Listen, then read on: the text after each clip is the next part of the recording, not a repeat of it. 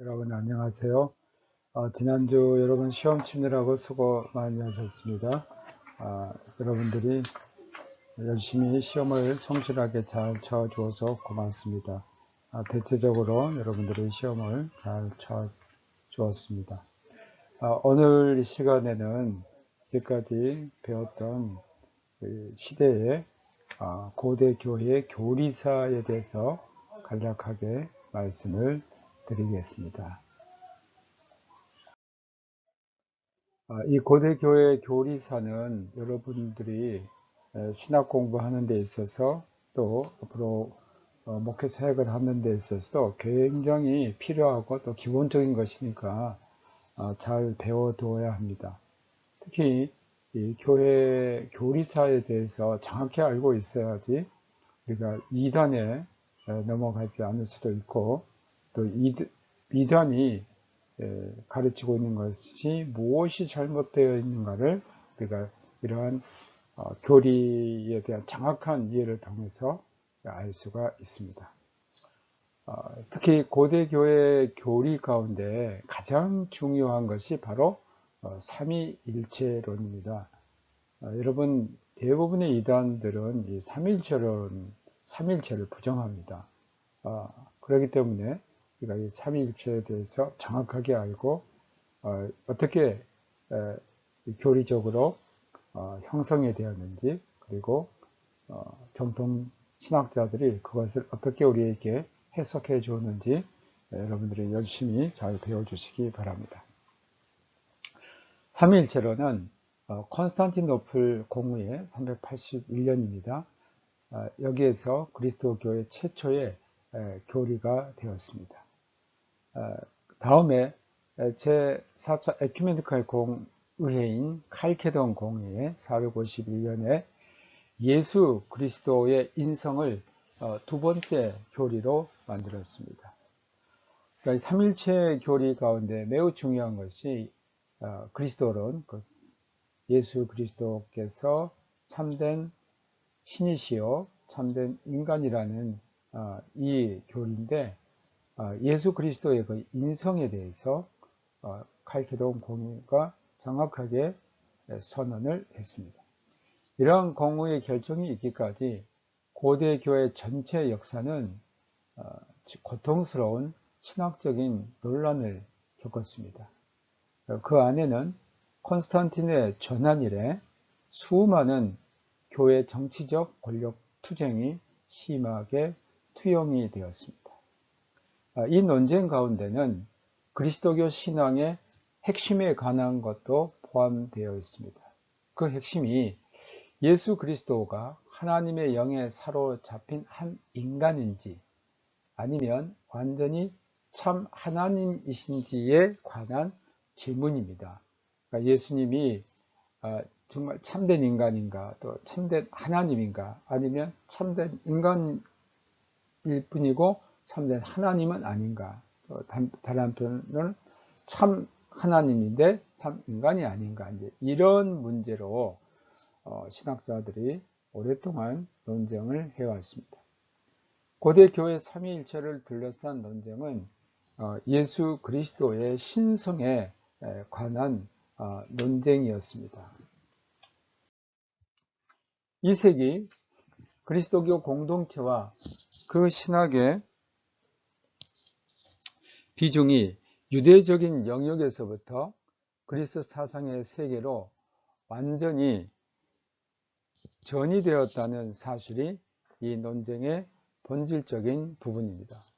이로써 그리스도교 신앙을 그리스 사상과 감정에 맞게 다시 표현하는 작업이 필요하게 되었습니다. 381년 신앙 고백, 콘스탄티노플 공회의 그 신앙 고백이 콘스탄틴 이후 시대를 풍미하였습니다. 이것은 분명히 우연한 일은 아니었습니다. 교리사 가운데 콘스탄틴과 그의 아들들 시대의 새로운 교회 생활은 매우 중요한 기준으로 작용을 합니다. 4세기는 교회적인 신앙 기준에 대한 비중이 그리스도교적인 증언에서부터 객관적 교리적 규범성의 영역으로 전이되는 규범사적인 전환 시대다라고 칼만 바이슐락이라는 학자는 말했습니다. 그러니까 이 4세기는 그 이전의 그 신앙이라는 것이 그 증언에서 그리스도를 만났던 또 그리스도를 직접 체험했던 사람들의 증언에 의해서 전승되는 건데, 그게 이제 그리스도를 내가 만났는데 이런 분이다. 특히 이제 예수님의 제자들, 그 당시 예수님과 같이 살았던 사람들, 그리고 이제 예수님의 제자들로부터 직접 복음을 들었던 사람들, 이제 이런 사람들이 다 사라지고 난 다음에 4세기가 되면 이제 이런 증언들은 이미 그 증언의 당사자들은 이 세상에서 없게 되고, 그러한 증언이 객관적이고 교리적인 그 영역으로 새로운 규범적으로 또는 문서적으로 작성이 되는, 그래서 그 문서가 이제 확정이 되는 그러한 규범사적인 전환 시대다라고 할 수 있습니다. 그래서 이때 이제 중요한 공의회가 두 개 열립니다. 첫 번째가 325년 니케아 공의회, 두 번째가 381년 콘스탄티노플 공의회입니다. 니케아와 콘스탄티노플에서 하나님의 본질에 관한 비밀이 해결되지는 못했습니다. 특히 이제 예수 그리스도에 관한 것입니다. 과연 그가 참 하나님이신지 여기에 대한 정말 신비하고 어떻게 보면 정말 그 비밀이 해결되지는 못했습니다. 그러나 기타의 다른 해석들에 대항하여 하나님은 예수 그리스도 가운데 완전히 계시되셨고 성령으로 교회 속에 현존하신다는 점은 명백한 기반을 이때 잡았습니다. 콘스탄틴의 전환으로부터 국교에 이르기까지 로마 제국 내에서 그리스도교가 승인받는 여정은 이러한 삼위일체론의 교리사적인 발전 과정 없이는 상상할 수도 없는 것이었습니다. 그리스도가 참 하나님이시라는 삼위일체 교리에 따르자면 그리스도교 사상 가운데는 또 다른 문제들이 등장할 수밖에 없었는데, 어떻게 신적인 면, 즉 하나님의 그러한 면과 또 인간적인 면이 예수 그리스도의 한 위격 속에 공존할 수 있는가 하는 점이었습니다. 우리가 이제 위격이라고 하면 성부의 위격, 성자의 위격, 성령의 위격인데, 특히 예수 그리스도의 그 위격 안에 어떻게 참 하나님과 참 인간이 그 안에 공존할 수 있을까 하는 것이 이 삼위일체론, 특히 기독론을 다룰 때 매우 이슈가 되었던 겁니다. 이것은 이제 심한 논쟁을 겪었고 451년 칼케돈 공의회가 열립니다. 이 공의회에서 예수 그리스도는 두 개의 본성을 가지셨다는 두 본성론이 교리로 확정이 됩니다. 이 두 본성이라는 것은 참 하나님이시요 참 인간이신 예수 그리스도, 즉 예수님은 참 하나님이시면서 또 참 인간이다. 완전한 하나님, 완전한 인간이 바로 예수 그리스도라는 두 본성론이 교리로 확정이 됩니다. 두 본성으로 대신 한 위격 예수 그리스도에 대한 신앙 고백, 즉 완전한 하나님이요 완전한 인간이며 서로 혼합되지도 않으며, 그러니까 신성과 인성이 혼합되지 않습니다. 또 하나는 서로 분리되지도 않습니다. 그러니까 신성과 인성이 분리되어서 존재하는 것이 아닙니다. 공존하고 있다라고 할 수가 있고 연합하고 있다고 할 수가 있습니다. 각각의 올바른 관심사들을 공통적으로 규합할 수 있으려면 오직 부정 표현을 통해서만 서로 다른 주장들의 극단적 차이를 지적해낼 수 있게 됐습니다. 그래서 혼합되지 않는다. 부정적인 표현이죠. 또 분리되지 않는다. 이러한 분리적인 이러한 부정 표현을 통해서만이 예수 그리스도의 신성과 인성을 정확하게 표현할 수 있고 또 규합할 수가 있었던 겁니다. 결국은 개념을 정의하는 방법을 통해서는 예수 그리스도의 위격의 비밀을 풀어낼 수 없다는 점을 분명하게 하였을 뿐입니다. 그러니까 이 문제를 개념을 정의해 가지고 그리스도께서 참된 인간이시요 참된 하나님이시라는 그 비밀을 풀어낼 수 없다라는 결론에 이르게 됐습니다. 451년 이후에도 동방에서는 그리스도론적인 논쟁이 소위 단성론 논쟁으로 고통스럽게 계속됐습니다. 이 단성론이라는 것은 예수 그리스도는 인간과 하나님의 두 본성을 취한 것이 아니고 이 단성론자들이 주로 주장했던 것은 그 신적인 본질, 신적인 그 성을 신성을 주로 강력하게 주장을 했던 것입니다. 5세기 말에는 이 문제로 동방과 서방의 교회가 처음으로 갈라서게 됩니다. 그러나 계속된 교리 발전에는 칼케돈 신조가 언제나 그 배경에 있었습니다. 주요 항목으로 첫 번째 신약 성서에 나타난 삼위일체 신학적 항목들입니다. 그리스도교 삼위일체론의 뿌리는 신약 성서에 있습니다. 삼위일체에 대한 그리스도교 외적인 자료, 예를 들면 플라톤 철학, 이란의 종교인 파르시즘 문제는 오늘날 이미 해결된 것으로 여겨졌습니다. 그러니까 그 이전에는 이 삼위일체의 그 뿌리를 플라톤의 철학에서 가져온다든지 아니면 이란의 종교인 파르시즘에서 그 근원을 갖고 있다라는 주장이 있었지만 더 이상 이것은 근거가 없는 것으로 해결이 됐습니다.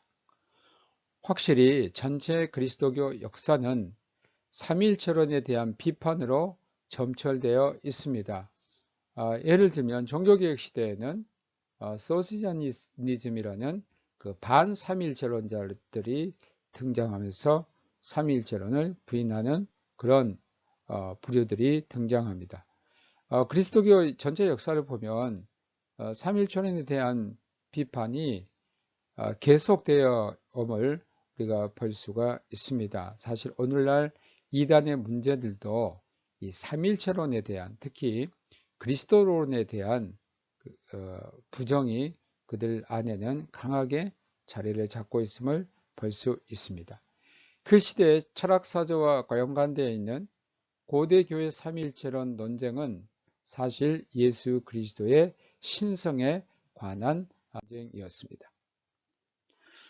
신약 성서에 가장 오래된 전승 자료는 양자론으로 표현된 겁니다.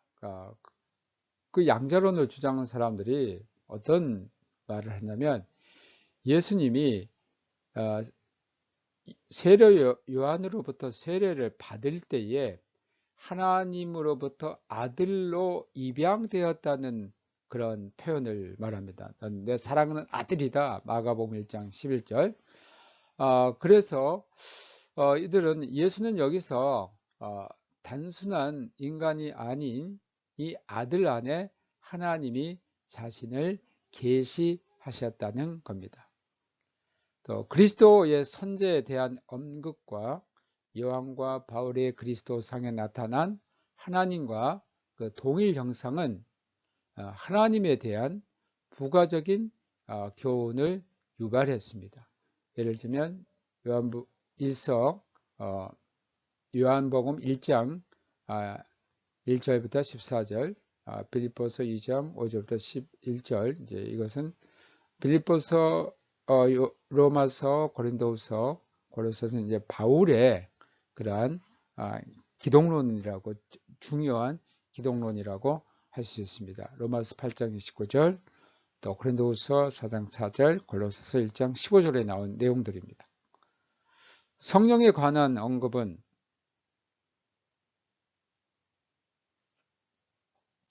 여기서 이제 한 가지 더 언급하고 싶은 것은 이런 그 바울이 말한 또 이런 그 하나님에 대한 부가적인 교훈, 이것은 그리스도가 누구신가? 바로 하나님의 그 형상이라는 겁니다. 성령에 관한 언급은 삼위일체가 어떤 방향으로 발전되었는지를 반영해 줍니다. 성령은 하나님과 그리스도에게 밀접하게 연결이 되었습니다. 그러나 또한 그들과는 구별이 되는 요한복음 14장 17절 또 26절에 나와 있는 보혜사 성령에 대한 내용이 있습니다. 하나님과 그리스도와 성령에 관한 언급을 삼각구도로 삼아 보다 발전된 단계에 도달하게 됩니다. 예를 들면 고린도후서 13장 13절, 이건 축도의 그 기도문입니다.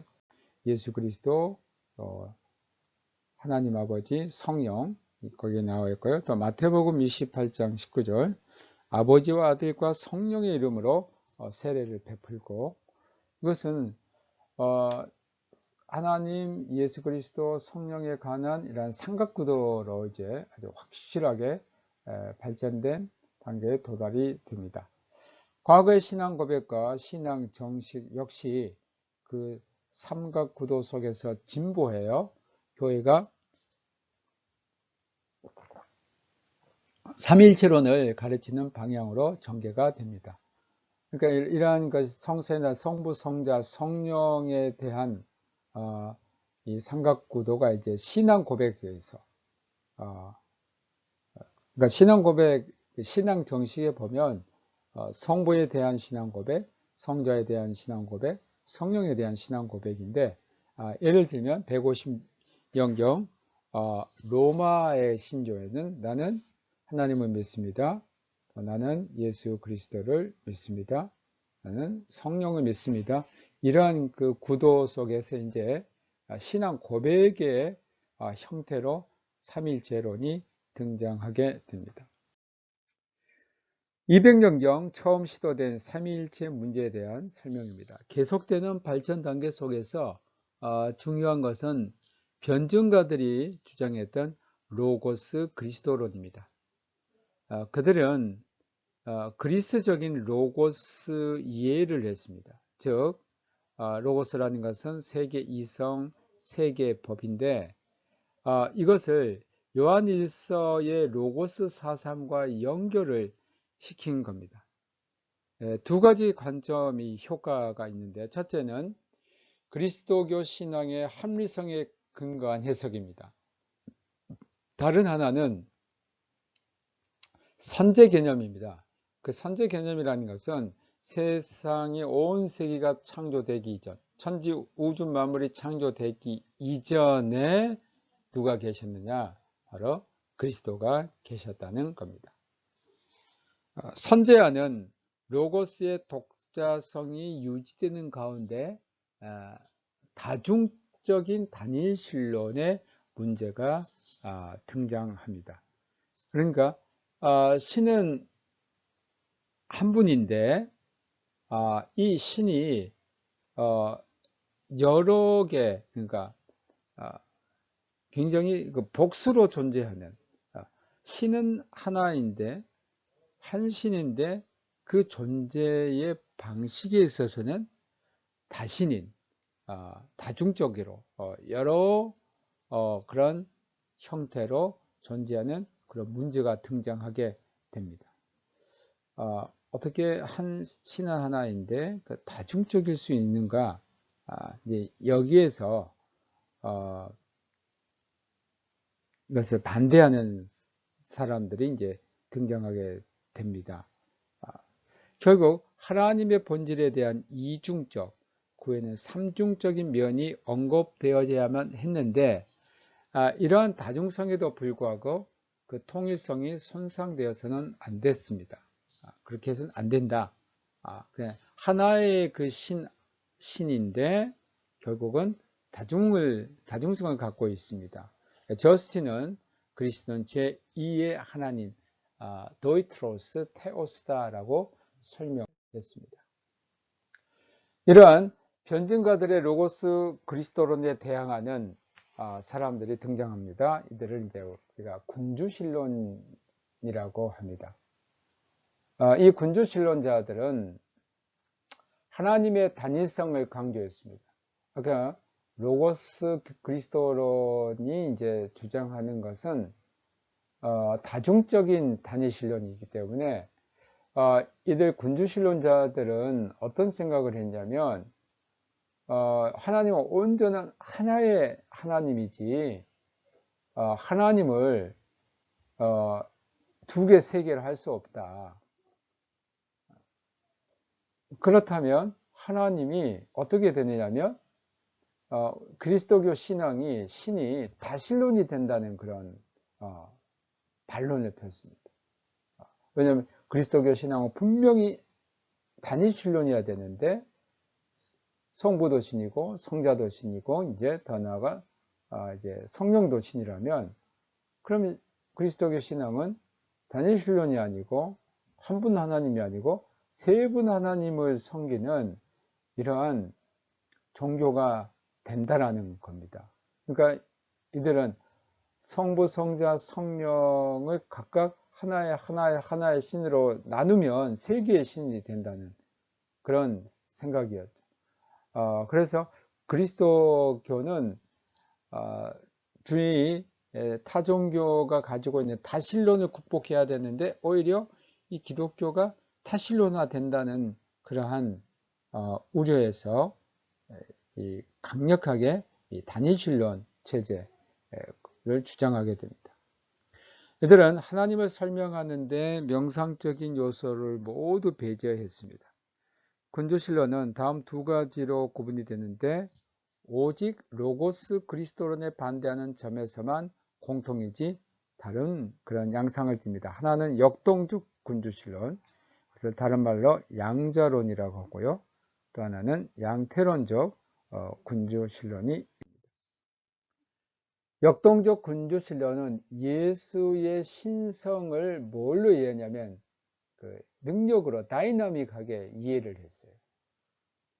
이 능력이 예수의 다음 행보를 결정하며 동시에 요한에게 세례를 받을 때에 하나님의 아들로 받아들여지도록 만든다는 겁니다. 그래서 이제 하나님의 아들로 양자가 된다니라. 그래서 이것을 우리가 또 다른 말로 양자론이다 이렇게 이야기를 합니다.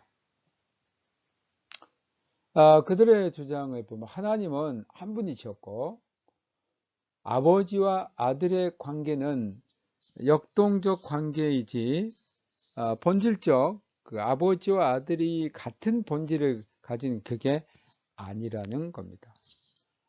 이 사상의 대표자는 무두장이 테오도트와 이 사람 190년경 로마에서 활동했고 환전상이라고 불리는 또 다른 테오도트가 있습니다.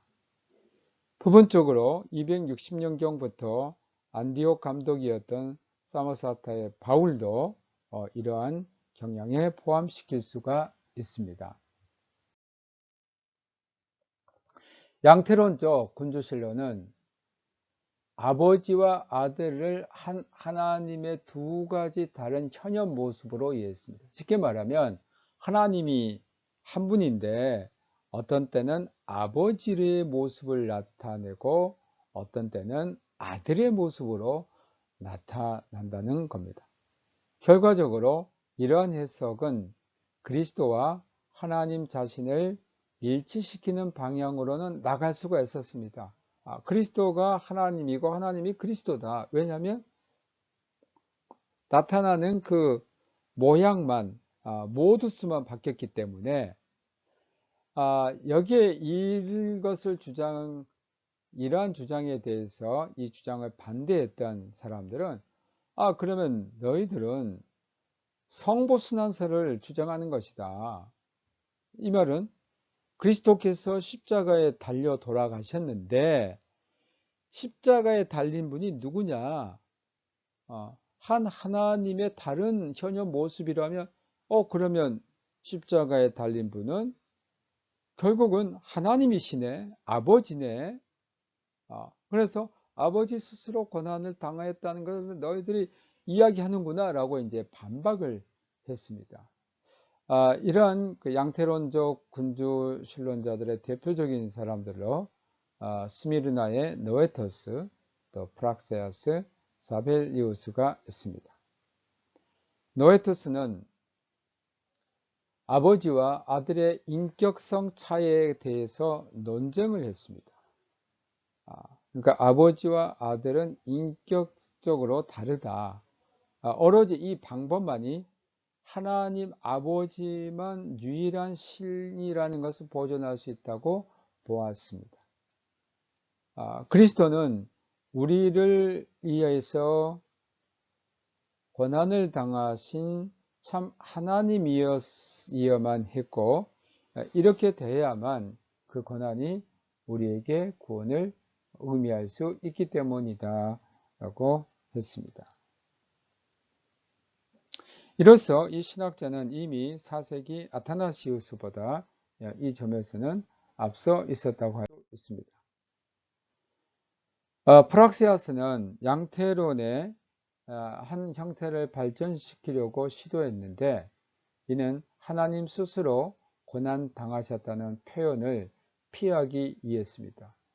그러니까 여기서 반대했던 신학자들이 그러면 하나님이 고난 당했다 성보순환설을 이야기하니까 여기에서 피해가기 위해서 그는 그러한 맥락에서 하나님의 아들이라는 이름을 설명을 합니다. 그는 아들을 아버지와 단순하게 일치시키지 않았고 예수 가운데는 신적인 면이 있고 인간적인 면이 있는데 그것을 구분을 했습니다. 그래서 오직 예수 그리스도의 육신만이 마리아로부터 출생했고 또 육신만이 고난을 당했고 그 아버지가 고난을 당한 것이 아니다라고 했습니다. 성부순환설을 피해 가려는 주장입니다만 어딘가 좀 정확하지 않은 점들이 있습니다.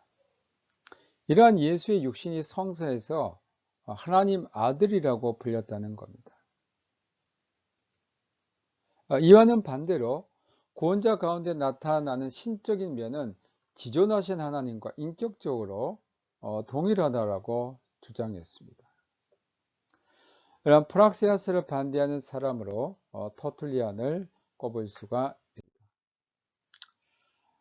이 양태론적 군주신론자 가운데 가장 중요한 사람이 사벨리우스는 이러한 경향의 중요한 대표자라고 할 수 있습니다. 그래서 하나님의 인격적 유일성을 구속사 가운데서 찾을 수 있는데 이 구속사 가운데 교대로 계시하셨다는 겁니다. 그래서 아버지로 나타날 때가 있고 아들로 나타났고 이제는 성령으로 나타난다는 새 얼굴 또는 새 역할로 표현을 했습니다.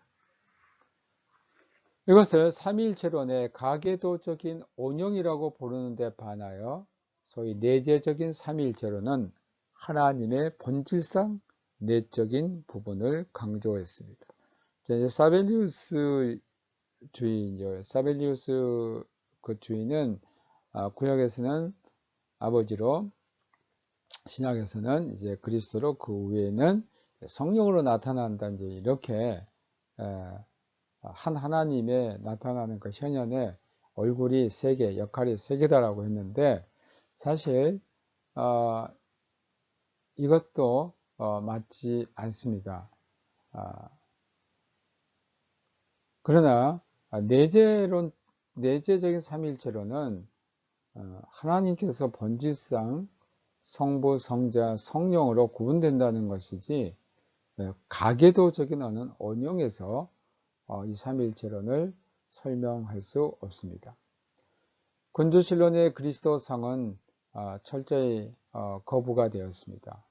역동적 군주신론의 경우에 예수는 그러면 완전한 인간도 완전한 하나님도 아니게 됩니다. 아버지와 아들의 차이를 제거하는 양태론은 결국 예수의 역사적 모습은 완전히 간과한 겁니다. 교회 신학은 역동적 군주신론에 반대해서 아버지에 대한 아들의 본질적 동일성의 교리를 주장했고, 양태론에 반대해서 신성의 세 위격의 교리, 그러니까 성부, 성자, 성령의 그 교리를 주장을 했습니다. 다음으로 삼위일체 교리 발전을 향한 교부들의 역할입니다. 교부들은 다시 로고스 그리스도론과 연결을 시도했습니다.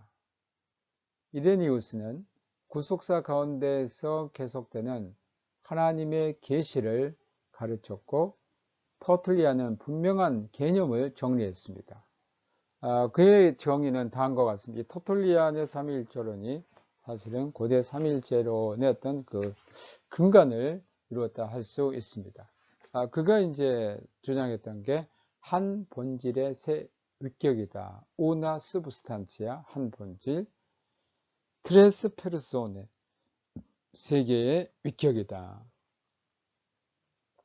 한 본질 가운데 세 위격이 있지만 하나님은 하나이시다.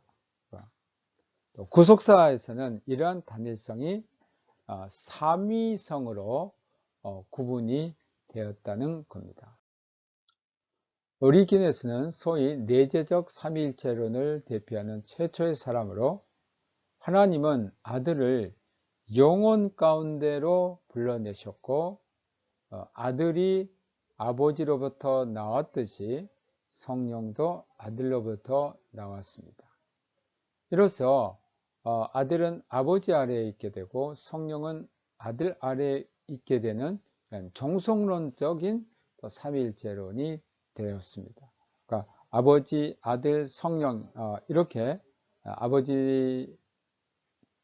아들은 아버지에게 종속되고 또 성령님은 예수 그리스도에게 종속되는 그러한 삼위일체론을 주장했습니다. 오리게네스는 신성의 세 위격에 대하여 본체라는 히포스타세, 그러니까 위격, 이 위격이라는 것을 이제 헬라어로 히포스타세의 개념을 도입을 합니다. 이것은 개별적 본질성을 의미합니다. 그러니까 각각의 아버지로서 그 본질, 아들로서의 본질, 또 성령으로서의 그 본질을 개별적으로 갖고 있습니다. 그의 본체와 관련해서 아들과 성령은 아버지로부터 구별되고, 또 그들은 의지의 단일성에서는 하나입니다. 자, 본체에 있어서는 히포스타세는 각각 구별이 됩니다. 아버지, 아들, 성령. 그러나 의지에 있어서는 하나다라는 것이 이제 오리게네스의 주장입니다. 이러한 그 삼위일체론이 등장하게 되는데, 여기에 대한 이제 그 반론으로, 특히 기독론에 대한 반론으로 시작되는 게 아리우스 논쟁입니다.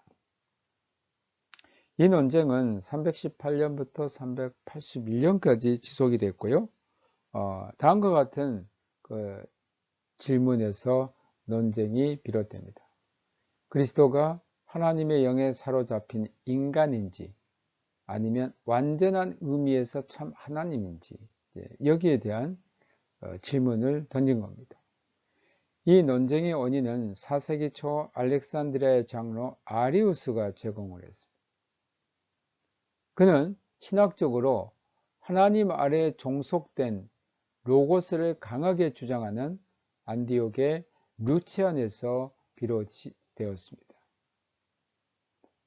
아무래도 종속론을 주장하는 데서 오리겐도 이제 같은 입장인데, 하나님에게 이제 완전히 종속되는 이러한 주장에서, 그렇다면 하나님에게서 하나님으로부터 완전히 종속되는 이 존재가 과연 하나님과 같은 본질을 가진 신적인 존재라고 할 수 있을까라는 겁니다. 철학적으로 정향된 그의 하나님 개념은 하나님의 유일성, 또 초월성을 명시하게 됩니다. 철학에서 말한 신의 존재는 유일한 존재이고 또 초월해 있는 존재입니다. 그러나 예수 그리스도는 인간으로 오셨기 때문에 그 인간으로 보면 초월성이 아닙니다. 그래서 이제 이들이 주장한 것은 예수 그리스도는 영원 전에 무로부터 만드신 하나님의 그 피조물로 이제 이들이 주장을 합니다. 그래서 하나님께서 그 영원 전부터 만든 그 피조물이다. 어떻게 보면 하나님의 최초의 피조물이다. 이제 이런 주장을 하게 됩니다. 아리우스가 이제 주장하는 걸 보면 하나님은 홀로 계셨고 로고스나 그 어떤 지혜도 존재하지 않았다. 맨 처음에 이제 세상이 온 우주 만물이 어떻게 되었다는 것을 주장하죠. 하나님만 계셨다. 어떤 로고스나 지혜도 없었다. 하나님께서 우리를 창조하려 하셨을 때 먼저 하나를 창조하시고 맨 처음 하나를 창조하셨는데 그를 뭐라 하냐, 로고스다, 지혜다, 아들이란 이름을 주었어요. 이로써 그는 저를 통해서 우리를 창조하도록 하셨던 것이다. 이제 이렇게 아리우스는 주장을 했습니다. 그는 오리게네스적인 본체 개념을 받아들였지만 아들과 성령은 파생된 신성만을 가졌을 뿐이다. 그러니까 아버지 하나님으로부터 어떤 파생된 신성만 있지, 거기서 떨어진 어떤 신성만 있지, 아들이 아버지와 동일한, 또 성령님이 하나님 아버지와 동일한 그런 신성은 아니다라는 겁니다.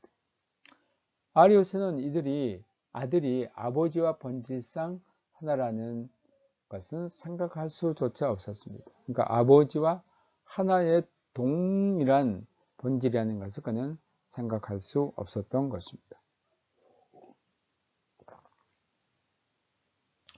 아리우스에 반대하여 알렉산드리아의 감독 알렉산더가 등장합니다.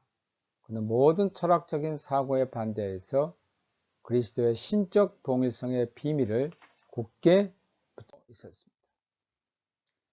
그래서 318년 19년 알렉산드리아 교회 회의에서 아리우스와 그의 동료들이 출교를 당합니다.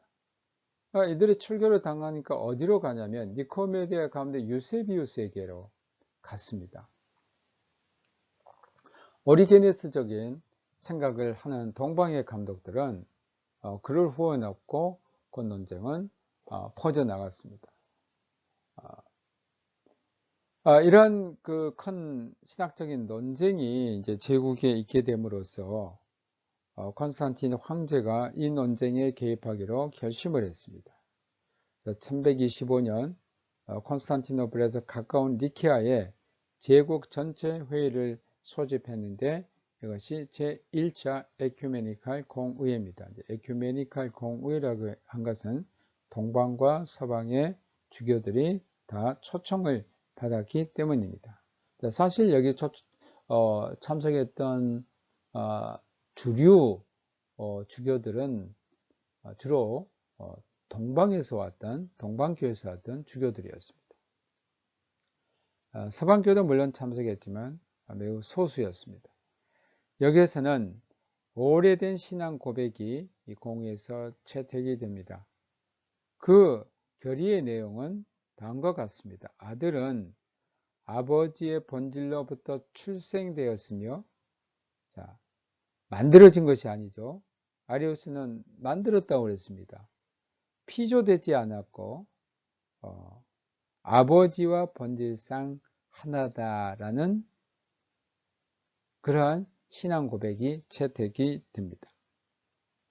황제 아니면 코르도바의 감독 호시우스가 논쟁에 끌어들였을 것으로 추정되는 동일 본질 호모우시오스라는 용어는 라틴어로는 터툴리아니스는 한 본질 우나 서브스탄티아와 같은 호모우시오스를 터툴리아는 라틴어로 쓸 때 우나 하나의 서브스탄티아 본질 이렇게 기록했습니다.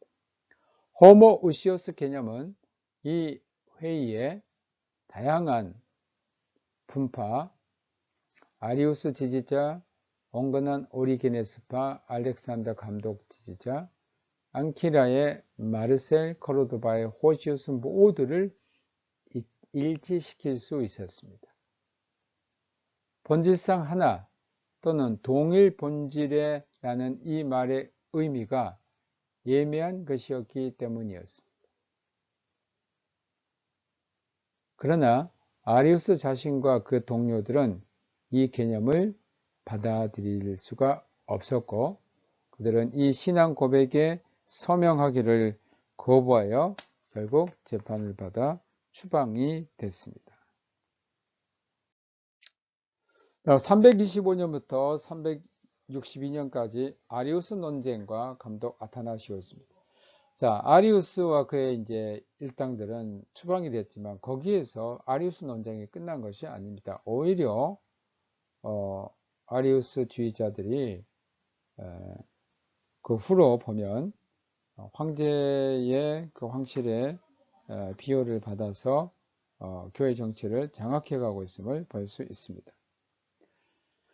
아버지와 동일 본질이라는 표현은 니케아에서 출생하였지 피조된 것은 아니다라는 의미입니다.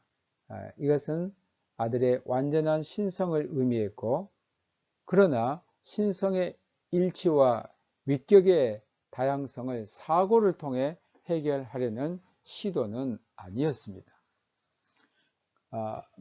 그래서 새로운 질문들과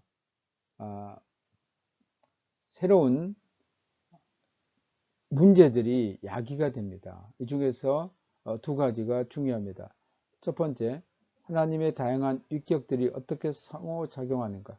성부, 성자, 성령 이런 히포스타스의 위격이 어떤 작용을 할 수 있을까, 하고 있는가. 둘째, 예수 그리스도에게 배태된 신성이 복음서에 나타난 지상의 예수와 어떻게 함께 사고될 수 있을까?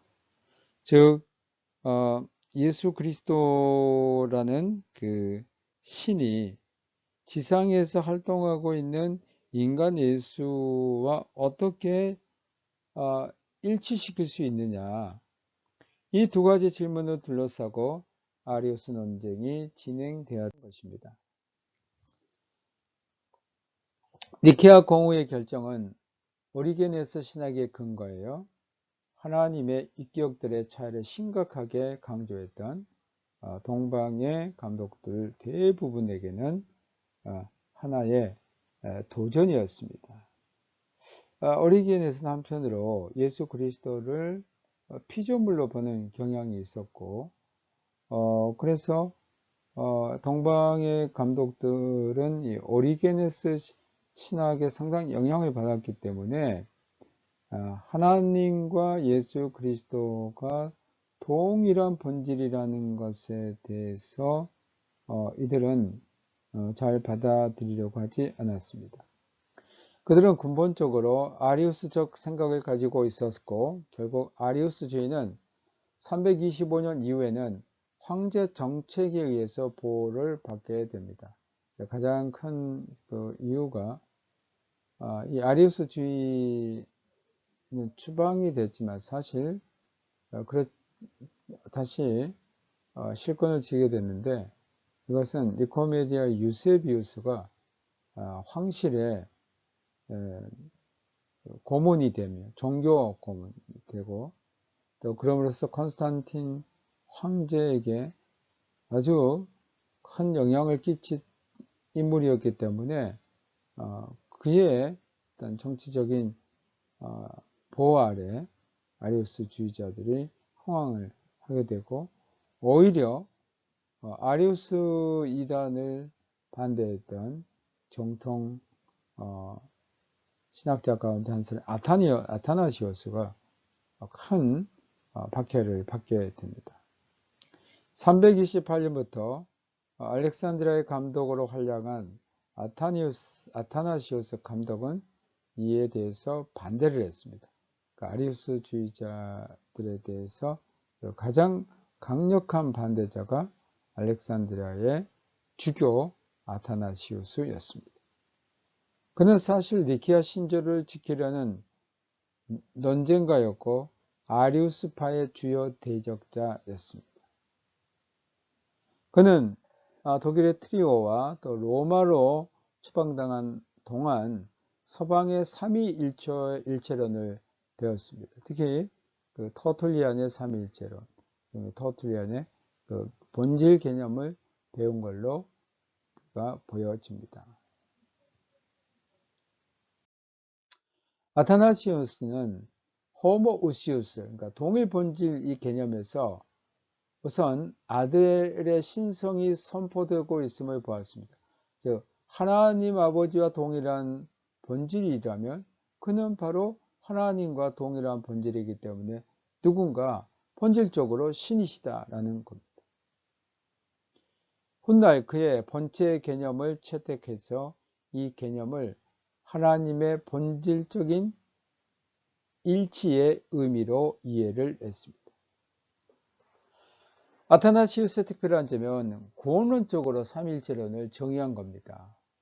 그가 이처럼 강력하게 아들과 아버지와 동일 본질을 붙잡게 된 것은 반드시 그래야만 아들을 통한 구원이 이루어진다는 겁니다.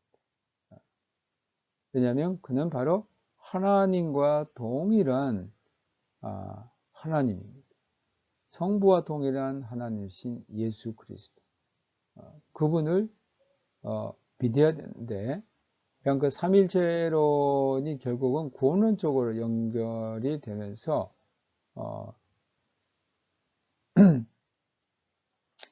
아들을 통해서만 구원을 받을 수 있다는 그런 구원론에 입각해서 삼위일체론이 전개된 것입니다. 그리스도가 하나님의 피조물이라면 그는 어떠한 실제적 신인식 제공도 못한다고 보았습니다. 만약 피조물이라면 하나님께서 만든 피조물이라면 어떻게 그가 하나님이 갖고 있는 그 신적인, 하나님은 하나님 되심을 아시는데 그런 인식도 결국 할 수 없다는 겁니다. 그래서 신인식 없이는 구원도 없다는 겁니다. 인간이 인간을 구원하는 것이 아니고 신이 인간을 구원할 수 있는데, 신이 인식 없이 어떻게, 자신이 신이라는 인식이 없이 어떻게 인간을 구원할 수 있느냐는 겁니다. 아타나시우스의 결정적 용어는 다음과 같습니다. 말씀이 육신이 된다면 우리가 신격화되는 거 아닌가, 하나님화되는 거 아닌가, 하나님처럼 되는 것이 아닌가. 여기서 이제 특히 알렉산드리아 신학에서 강조되는 그 신화의 문제가 등장합니다. 우리가 신처럼 되는 것, 이게 이제 궁극적으로 구원입니다. 우리가 하나님께서 우리를 구원하시는, 결국은 이러한 신처럼 되기 위한 신의, 그래서 베드로후서 1장 4절에 그 신의 성품에 참여하는 자, 이게 동방교회의 그 구원론의 그 핵심을 이루고 있습니다. 인간의 신격화는 인간 본성이 썩지 않는 불멸성으로 재창조되는 것을 의미했고, 이것은 서방 신학에서 우세한 도덕적 구원 이해에 반해서 육신의 권원을 말하고 있는 것이었습니다. 350년부터 콘스탄티우스는 제국의 단독 통치자가 됩니다. 그리고 아리우스주의의 돌파구를 마련해 주었습니다. 325년 이후 아리우스주의 논쟁에 참여한 분파들은 다음과 같습니다. 상위 본질, 호미오스로 대표되는 급진적 아리우스파. 그러니까 하나님과 예수 그리스도는 본질에서 완전히 다르다. 두 번째는 유사 본질, 호모이우시오스로 대표되는 호모이우시오스파. 그러니까 하나님과 예수 그리스도는 유사한 본질을 지니고 있다. 예수님이 신적인 본질, 100% 신적인 본질이 아니고, 예를 들면 80% 정도 아니면 50% 정도 그 정도의 어떤 그 본질에 있어서 좀 비슷한 것을 지니고 있지 완전한 그 동일 본질이 아니라는 겁니다. 세 번째는 성서에 따라 동일하다는 호모이오스파. 네 번째는 동일 본질 호모우시오스로 대표되는 호모우시오스파. 그중 가장 다수의 분파가 호모이우시오스파였습니다. 그래서 오리겐에서 중도파였는데 그들은 극단적 아리우스주의에 반대하고 니케아스가 결정한 동일 본질을 본질상 같음, 본질상 유사함이라고 해석을 했습니다. 호모이오스파는 아들의 신성은 존재론적이 아니라 성서적으로 논증하는 것이라고 했고, 유사 본질적인 신앙 고백이 359년 콘스탄티노플에서 교리로 채택이 됩니다. 그러니까 사실 이것은 325년 니케아 신앙 고백과는 다른 거죠. 그러니까 아리우스주의적인 신앙 고백이 채택이 됩니다. 율리안의 통치 시기는 외부로부터 아리우스 논쟁의 다양한 분파들 사이의 대립을 멈추게 했습니다. 왜냐하면 율리안이 이제 황제가 되면서 그 이전에 이제 기독교가 중심이 됐던 이러한 그 황제들의 정책이 이제 바뀌게 되고 율리안은 오히려 기독교를 탄압하지는 않았지만 기독교에 대해 상당한 반감을 가지고 있었고 이방 그 철학을 더 중요시하고 또 이교 종교의 허용을 했던 그런 황제였습니다. 알렉산드리아 교회 회의는 362년 일종의 일치가 이루어졌는데 다음과 같은 정식의 합의를 했습니다. 하나님은 세 본체 안에 한 본질이시다. 그래서 미아 오시아 하나의 본질, 트레이스 히포스타세이스라는 그런 걸로 결론을 이루게 됩니다. 다음으로 새 가파도키아인과 381년의 신조입니다. 율리안 황제 사망 이후 가파도키아 출신의 신학자들은 정확한 개념 설명을 통해서 삼위일체적 신조 형성의 가능성을 제공했습니다. 가파도키아는 오늘날 터키에 있는 지역입니다. 그들 가운데 속한 사람은 가이사리아의 바실리우스, 대바실리우스라고 하고요. 그의 동생 니사의 그레고리가 있고요. 그의 아주 친한 친구 바실리우스의 아주 친한 친구 나티안주스의 그레고리, 이 세 명의 중요한 신학자들입니다. 그들은 본질 우시아라는 말을 공통적 하나님 대심이라고 이해를 했습니다.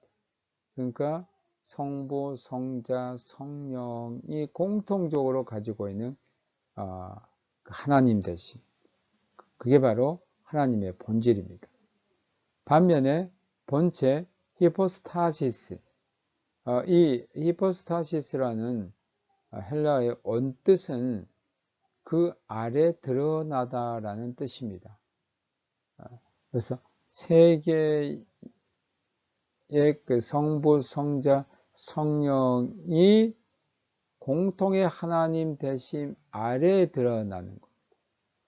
이 말은 아버지와 아들과 성령의 하나님 되심이 개별화되는 것이다. 그러니까 히포스타시스라는 것은 하나님의 개별화라는 것이죠. 성부, 성자, 성령으로 개별이 되는. 그런데 하나님이 하나가 되는 것은 뭐냐면 우시아입니다. 여기는 성부, 성자, 성령으로 개별화되는 것이 아니고 하나가 되어 있습니다. 여기에서 우리가 이해할 수 있는 것이 공통적 하나님 되심이다라고 표현할 수가 있습니다. 이로써 325년 니케아 공의의 결정을 계승하는 381년 콘스탄티노플 공의를 위한 전제 조건이 충족이 됩니다. 그러니까 이 카파도키아의 세 명의 신학자들이 참 놀라운 그 신학적인 그 언급을 한 겁니다. 새 하나님이시지만 이것은 새 하나님이라는 그 개별화. 그러나 본질에 있어서는 공통을 갖고 있다는 것이죠. 그래서 한 하나님이라는 그러한 설명입니다. 381년 신앙 고백 가운데 세 번째 항목, 그러니까 성령에 대한 항목이 근본적으로 확대가 되었습니다. 이미 아타나시우스는 아리우스파와 오리게네스에 정향된 신학자들에 맞서서 성령의 신성을 강조했습니다. 성령의 신성은 콘스탄티노플의 감독 마케도니우스 주변에 몰려들었던 소위 성령 이단론자들에 의해서 거부를 당했습니다. 381년 신조는 다음과 같이 이루어집니다. 성령은 아버지로부터 아버지와 그리고 아들과 함께 경배를 받을 것이다. 이렇게 성령론에 대해서 확실한 언급을 했던 겁니다. 다음으로 고대 교회의 그리스도론적 질문입니다. 아리우스 논쟁에서 드러난 바와 같이 그리스도론적이고 삼위일체론적인 문제 제기는 매우 밀접하게 상호 연관이 되어 있습니다. 381년이 지나서는 그리스도론적인 영역에도 교리적으로 분명해져야 할 필요성이 대두가 되었습니다. 그래서 그리스도론적 근본 문제는 만일 그리스도가 참 하나님이시라면 어떻게 신적인 면과 인간적인 면이 그리스도 안에서 서로 조화했는지 분명히 밝혀야 한다는 겁니다. 381년에 이제 삼위일체론이 이제 완전히 확정이 됐지만, 그리스도론에 대해서는 아직, 하나님이시며 또 인간이신 그리스도에 대해서 어떻게 인간과 하나님이 이 안에서 예수 그리스도를 조화하는지, 어떻게 이 두 존재를 예수 그리스도 안에서 정확하게 표현을 해야 되는지, 이게 이제 필요하게 됐습니다. 이 질문은 4세기나 5세기에 처음으로 등장한 것이 아니라 이미 원시 그리스도 교권에서부터 비롯되었습니다. 그래서 콘스탄틴 이전 그리스도교의 그리스도론. 고대의 그리스도론적인 관점 가운데 소위 예비론적 그리스도론과 가연설은 미래가 없었습니다. 이것은 사실 다 이단 그리스도론으로 정죄받았습니다. 예비론주의자들은 유대 그리스도인으로서 바울에 강하게 반대해서 유대적 영지주의적인 범죄의 영향을 받아 교회로부터 분리되어 나갔고 예수님을 요셉과 마리아 실제 그 육신의 아들로 이해를 했습니다. 예수는 분명히 메시아였고 언젠가 당신의 왕국을 건설하기 위해서 다시 오실 것이다라고 그들은 말했습니다. 그들은 그리스도에게서 하나님으로부터 특별한 영적 능력을 부여받은 한 인간, 이것은 역동적 기독론 또 양자설과 비슷한 내용입니다. 이제 그렇게 보았죠. 한 인간으로 봤는데 하나님으로부터 특별한 그 능력을 이어받은 그 다이나믹을 받은 인간이다. 이렇게 보았습니다. 그 다음에 이제 가연설입니다. 그것은 다양한 영지주의 집단들과 마르시온이 가르친 것인데 그리스도는 단지 겉보기에만 인간이 되었다라고 했습니다. 이제 이 마르시온 가연설은 그리스도는 예수라는 인간 안에 잠시 신적인 그 신이 머물러 있었을 뿐이지 실제로는 인간이었고 우리가 하나님이라는 것은 그리스도라는 것은 가연적이다. 그것은 어떤 계속 그 예수 그리스도 안에 인간과 하나님이 같이 하나의 존재로 서로 상호적으로 존재했던 것이 아니고 이 신적인 존재가 잠시 있다가 십자가의 고난 전에 그 신적인 존재는 승천해 버렸고 실제 십자가의 고난을 받은 사람은 예수 그리스도다. 이렇게 이제 가인설론자들이 주장을 했습니다. 교회 그리스도론의 발전은 바울과 요한의 어록에서 보호를 받았습니다. 예를 들면 요한복음 1장 1절부터 14절, 또 로마서 1장 3절 이하, 또 빌립보서 2장 5절부터 11절, 바울과 요한의 기독론이라고 우리가 할 수 있습니다. 삼위일체적인 질문처럼 변증가들도 그들의 로고스 그리스도론으로 미래를 인도했습니다. 그들은 선제설로 그리스도는 모든 우주 만물 이전에 계셨다는 것, 그리스도의 신성을 강조했습니다. 초대 교부들 가운데 터툴리안과 오리게네스가 그리스도론적인 문제들을 가까이 접근했습니다. 터툴리안은 로고스가 인간적 육체를 수용했다, 받아들였다라고 언급을 했습니다. 예수 그리스도는 두 본성 또는 두 본질을 지녔다라고 주장을 했습니다. 각각의 본질은 그 자신만의 특성과 활동성을 가지고 있고 또 두 가지 본질은 서로 분리될 수가 없습니다. 그러니까 성부의 본성, 성자의 본성, 하나님의 본성과 인간의 본성이 분리될 수 없다는 겁니다. 그래서 터툴리안은 우리는 이중적인 존재 양식 스타투스를 보는데 혼합되지는 않으나 신성과 인성이 서로 섞이지는 않습니다. 한 인격 안에서 연합된 하나님과 인간 예수를 본다라고 했습니다.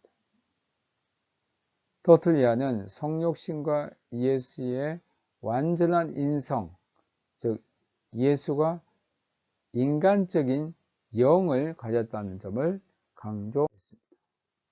오리지네스는 그의 관념적인 신론의 도움을 받아 예수 그리스도의 신성뿐 아니라 인성을 표현하려고 시도했습니다.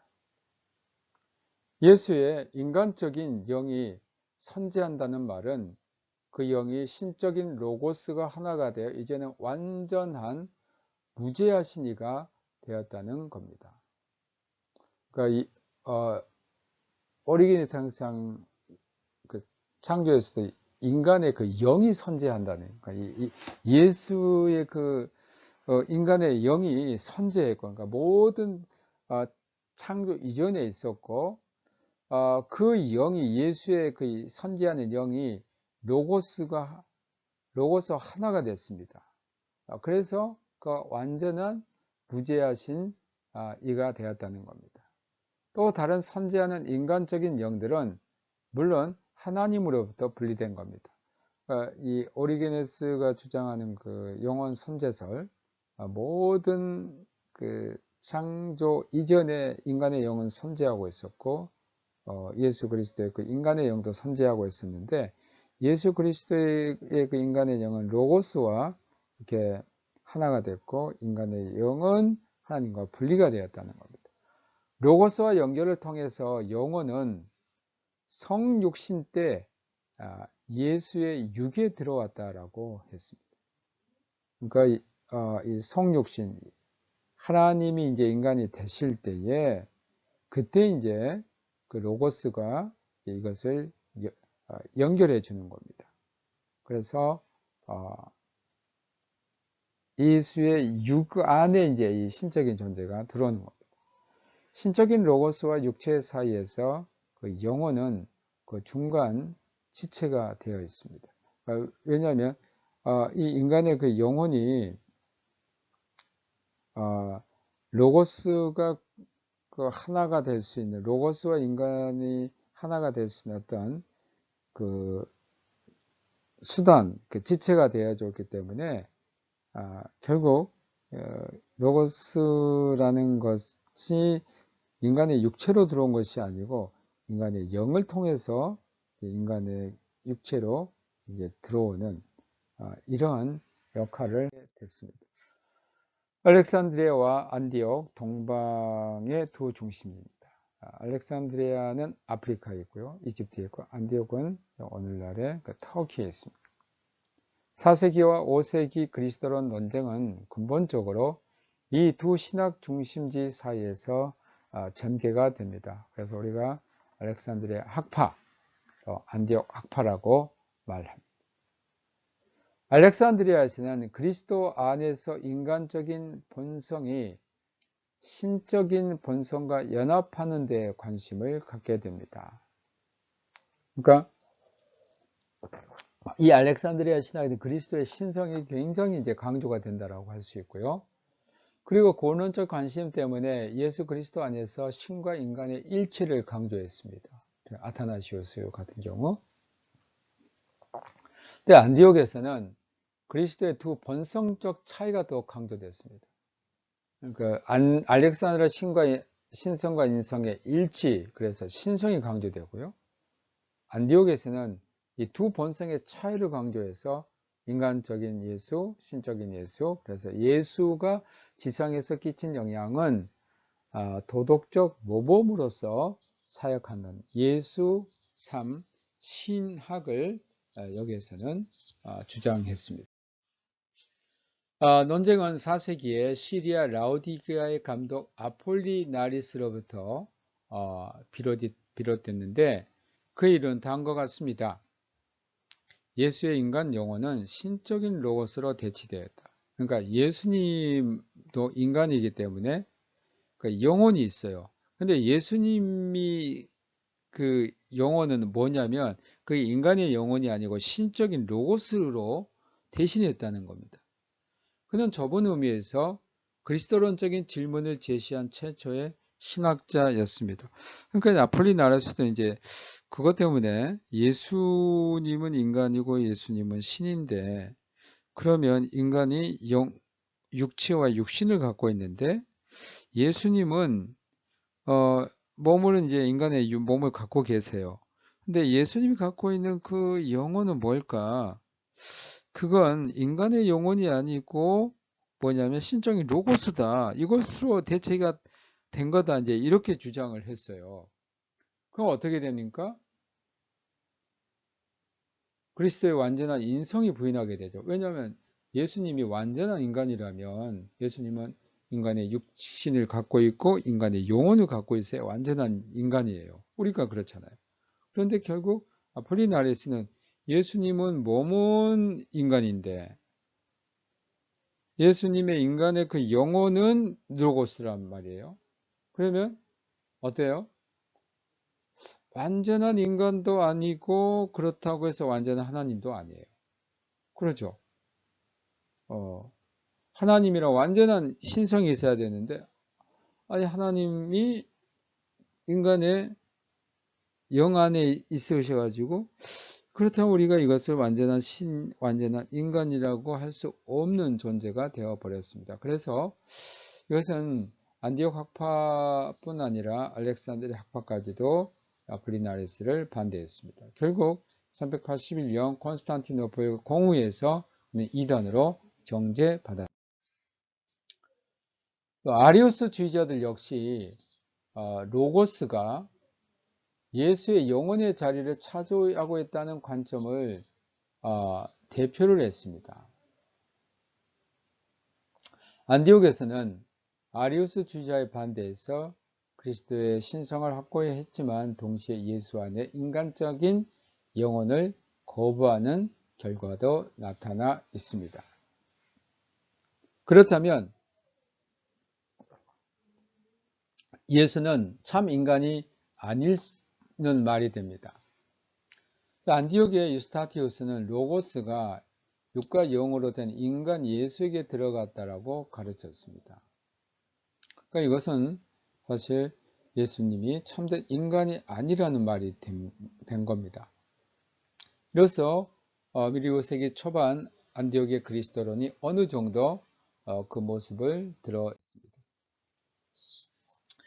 5세기 초반 안디옥과 알렉산드리아 학파의 대표자들입니다. 5세기 초 안디옥과 알렉산드리아 사이의 그리스도론 논쟁이 더욱 날카로워집니다. 그 이유는 콘스탄티노플에 대한 두 총대주교자의 교회 정치적인 경쟁심입니다. 사실 이 논쟁의 어떤 가장 큰 원인이 고대 교회의 특히 알렉산드리아 총대주교와 안디옥의 총대주교에 대한 교회 정치적인 어떤 경쟁심이라고 할 수 있습니다. 신학적인 대립 양상은 안디옥에서는 예수 안에 있는 신성과 인성 사이의 관계가 발전해서 부활과 승천 때 최고에 이른다는 것인데, 알렉산드리아에서는 육적인 의미에서 신성과 인성의 일치를 확신을 했던 것입니다. 안디옥 학파의 중요한 대표자는 다소의 디오도르, 업세스티아의 테오도, 키로스의 테오도로가 있습니다. 특별히 뒤에 두 신학자는 안디옥의 해석학적 성과를 올린 매우 중요한 인물들이었습니다. 알렉산드리아 학파에는 키릴이 있고 디오스 쿠오가 있습니다. 여기서 이제 결국 두 학파에 대한 싸움이 네스토리우스 논쟁이라는 것으로 이어지게 됩니다. 네스토리우스 논쟁은 동방의 대주교자가 있는 알렉산드리아, 안디옥, 콘스탄티노플 사이의 우월성에 관한 문제입니다. 쉽게 말하면 세 대주교 가운데 누가 가장 실권이 있고 높으냐 이겁니다. 사실 이제 여기서 콘스탄티노플이 총대 주교자의 자리를 갖게 되는데, 이것은 교회 전통에 보면 약간 문제가 있는, 정통성이 없다는 그런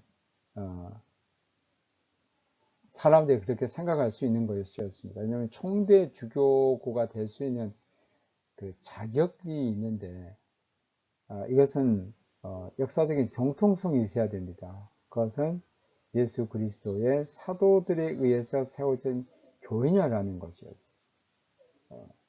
그러니까 5개 그 총대 주교 가운데 알렉산드리아, 안디옥, 콘스탄티노플 이제 플러스 로마, 예루살렘이 있는데, 실제로 이 콘스탄티노플은 사도성이 있는 총대 주교자가 아니고 황제가 그곳에 있는 황제의 로마 제국의 수도로서의 그 위상을 높이게 되고, 이 콘스탄티노플 총대 주교가 전에는 그 어떤 암묵적인 서열이 정해졌는데, 첫 번째는 로마요, 두 번째 알렉산드리아였는데, 이 알렉산드리아가 이 콘스탄티노플이 등장하면서 그 서열을 내주게 됩니다. 이제 여기에서 상당한 그 교회 정치적인 문제가 대두가 됩니다. 알렉산드르 키릴은 콘스탄티노플의 감독 네스토리우스에 반대하는 그런 신학적 입장을 갖고 있었습니다. 그게 이제 결국 신학적인 큰 논쟁으로 발전이 되는데, 알렉산드리아 신학자들은 만일 그리스도 안에서 하나님과 인간의 육체적 연합이 있었다면 마리아에게서 태어난 그리스도는 하나님으로, 그러니까 예수님이 마리아의 그 태안에 들어가시게 되잖아요. 거기서 태어나시게 되는데, 그렇다면 그리스도 안에서 하나님과 인간의 육체적 연합으로 볼 수 있다는 것이죠. 성령으로 잉태됐으니까. 그러니까 마리아에게서 태어난 그리스도는 하나님으로, 그리고 마리아는 하나님의 어머니로 테오토코스로 불러야만 마땅하다라는 그런 주장을 하게 됩니다.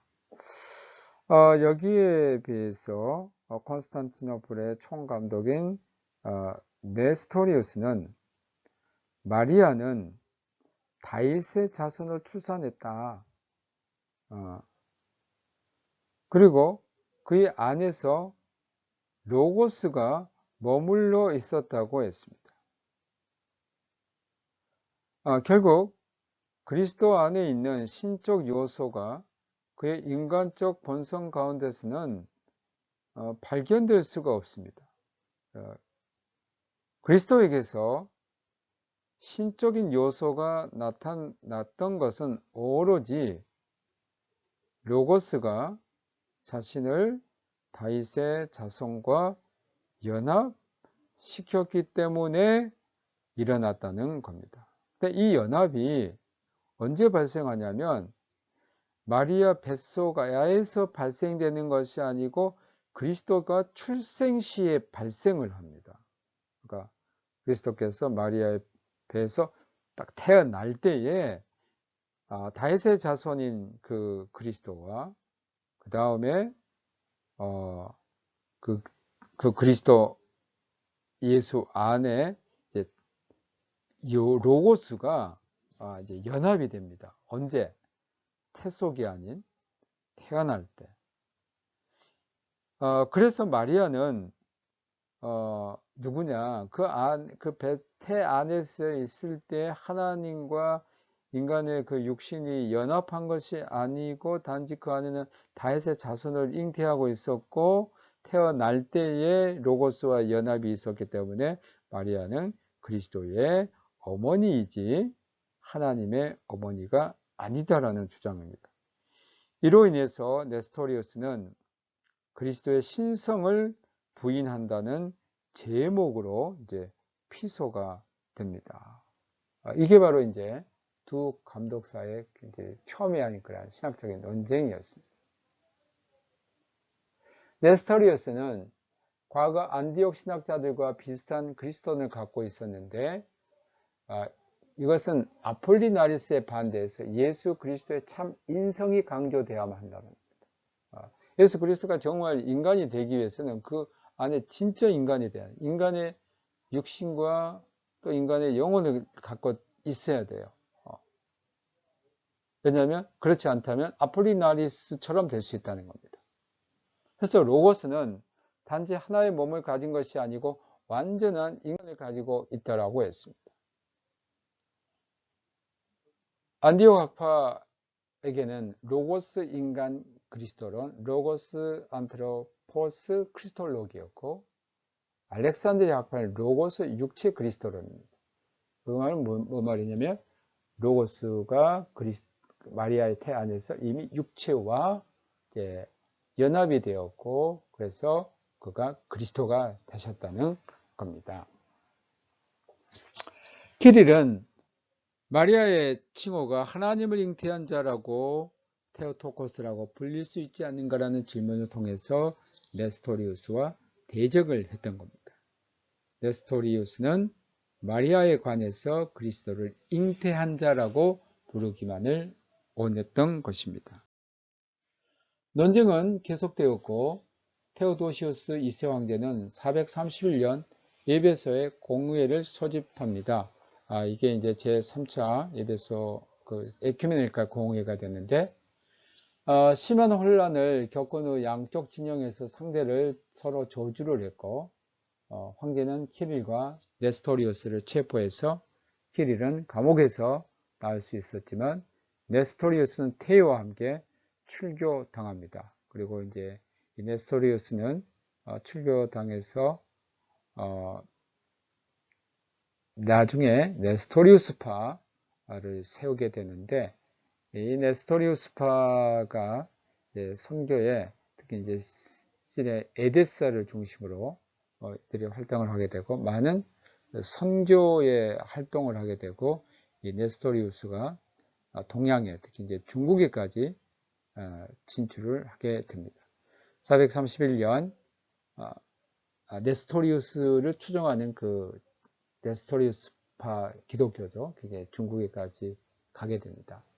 431년 키릴을 중심으로 한 부분적인 회의가 제3차 에큐메니칼 공회인데, 마리아는 하나님을 잉태한 자라는 테오토코스라는 칭호를 인정받게 됩니다. 키릴이 죽은 후 그 후임인 디오스쿠어는 449년 에베소의 교회를 소집했고, 이 회의는 그리스도 안에는 오직 신적 본성만이 있다고 결정을 했습니다. 여긴 유티케스 논쟁인데 알렉산드리아 유티케스 이후에 출교가 됩니다. 이런 그 신적 본성만을 이제 지배하고 있다고 이제 주장하는 사람들이 후에 이제 단성론자들로 이제 남게 됩니다. 레오의 교서와 451년 칼케돈 공회의 두 본성론입니다. 레오 1세 대제, 로마 교황이죠. 대제는 서방의 그리스도론적 사고를 표현한 유명한 교서를 449년에 동방의 그리스도론 논쟁에 개입을 했습니다. 그래서 그리스도는 두 본성으로 된 한 위격인데, 신성과 인성은 변하지 않은 채 있고 서로 함께 공동으로 영향을 끼친다라는 주장을 합니다. 이게 레오 교수로서 유명한 토무스 레오누스입니다. 이러한 결정은 451년 제4차 에큐메니칼 공회인 칼케돈 신앙 고백의 근간이 되었고, 여기에 소위 두 본성론이 교리로 나옵니다. 칼케돈 신앙, 칼케돈 공의, 제4차 에큐메니칼 공의, 칼케돈 공의의 중요한 것은 바로 그리스도의 두 본성론입니다. 두 본성으로 된 그리스도의 한 위격에 대한 신앙 고백으로 완전한 신, 그리고 완전한 인간이며 서로 혼합되지도 않고 서로 분리되지도 않는다는 것을 이제 공포합니다. 그래서 여러분 이것은 꼭 잘 알아두시기 바랍니다. 네 가지 개념이 있습니다. 혼합되지 않으며 변화하지 않는다. 신성과 인성이 혼합되지 않고, 또 혼합되지 않은 그 결과는 변하지 않아요. 그러니까 어떤 제3의 그 성으로 될 수가 없는 거죠. 이것은 안디옥 학파의 입장을 받아들인 겁니다. 동시에 분열되지 않습니다. 아버지와 아들이 그 안에서 분열되지 않고 분리되지도 않습니다. 이것은 알렉산드리아의 입장을 받아들인 겁니다. 그리스도론 논쟁은 451년 단성론 논쟁으로 진행이 됩니다. 이렇게 칼케돈 회의에서 기독론으로서 두 본성론이 채택되자 동방교회는 굉장히 큰 반발을 했습니다. 이것은 단지 서방교회의 기독론을 우리들에게 수용하라고 하는 것이다라고 주장했고, 이런 그리스도의 두 본성론을 거부하면서 단성론적인, 특히 이제 그리스도의 신성을만을 이제 주장하는 단성론 교회가 등장하게 되고, 또 오늘날에도 그 단성론 교회들이 존재하고 있음을 볼 수 있습니다. 자, 여기까지 우리가 고대교회 451년, 그러니까 제1차 에큐메니칼 공의 니케아부터 제2차 381년 콘스탄티노플 제3차 430년 에베소 제4차 칼케돈 공의회 451년, 이러한 그 일련의 공의의 그 역사를 통해서 우리가 기독론 그리고 삼위일체론이 어떻게 이루어졌는지 여러분들이 이제 알게 됐습니다. 이것을 여러분 다시 한번 잘 정리하시고 또 이 삼일체론 교리는 우리 기독교의 아주 근간이 되는 절대 변할 수 없는 이러한 중요한 교리적인 것이니까 여러분들이 잘 이해하시고 또 여러분들이 또 목회하실 때에 이런 이단의 어떤 그 가르침에 흔들리지 않는 또 신자들을 잘 가르칠 수 있는 어떤 계기가 됐으면 좋겠습니다. 여러분 수고 많이 하셨습니다. 이제 다음 시간에는 우리가 이제 고대 교회의 어떤 그 마지막 그 파트가 됐는데 어거스틴에 대해서 배우도록 하겠습니다. 어거스틴은 좀 양이 많아서 한 시간에 끝낼 수 여러분 그 다음 시간에 다 끝낼 수 있을지는 모르겠지만 우리가 열심히 가보겠습니다. 그리고 여러분 학교로부터 연락을 다 받으셨을 건데 1학기 내내 비대면 수업으로 결정이 됐습니다. 좀 저도 안타깝고요. 참 대면 수업을 하면서 우리가 서로 호흡을 맞춰야 되는데 그렇지 못한 게 정말 안타깝습니다. 여러분들도 질문도 듣고 또 토의도 하고 그런 시간이 없어서 안타깝고 여러분들이 어쨌든 건강 유의하시고 또 여러분들의 사역, 또 여러분들의 가족 모두에게 하나님의 인도하심이 있기를 기도합니다. 여러분 수고 많이 하셨습니다. 감사합니다.